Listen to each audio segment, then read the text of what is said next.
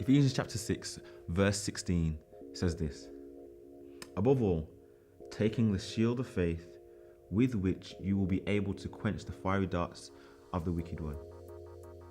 You know, when I was younger, I used to go to a lot of acting workshops. I used to do drama a lot. From around about 4 or 5, I used to do a lot of acting workshops. And there was this one point when I was around about 9 years old, and I went to this national acting workshop, and it was with ITV. I stepped in and I saw all these people around me. I saw these older, better, much more professional people around me. One look at them and I froze in fear. I froze up and I cried my eyes out. I went straight to my mum and I demanded that she takes me home. She did her best to try and encourage me and say, "Get back in there, give it another go."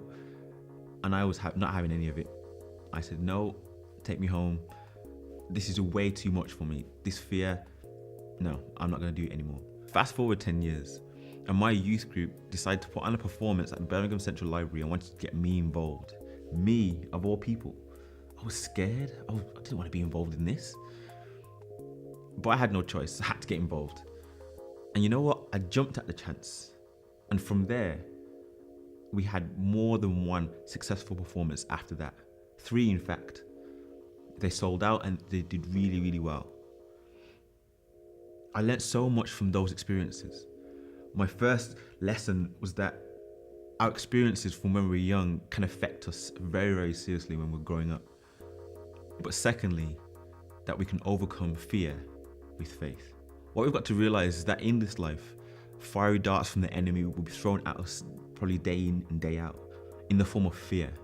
And that will then cause us to lead a limitless life, which is not the one that God's called us to. God's called us to this limitless life in Him, with Him, and through Him.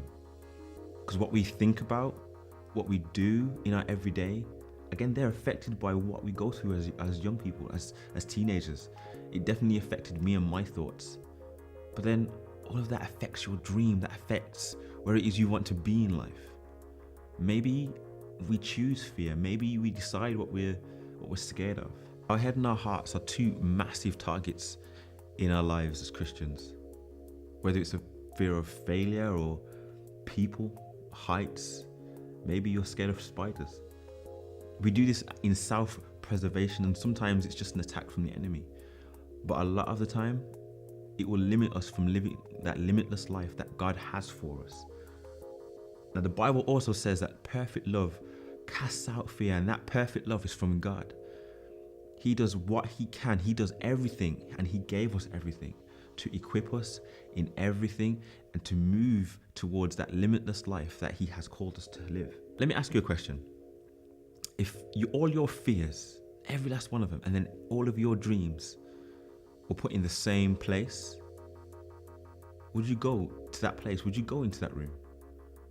Or would you step back and think, well, no, my fears are there as well. I want my dreams, but my fears are there. What would you do? How would you react? If fear gets into our thoughts, it affects our hearts and our minds and our attitudes towards those dreams. God has not given you a spirit of fear, but He's given you a spirit of love and a spirit of peace and a sound mind to live that limitless life. Maybe you can reflect on these questions after all of what I've just said. What is it you fear? Do you fear control? Do you fear people? Do you fear heights? How do you interact with fear?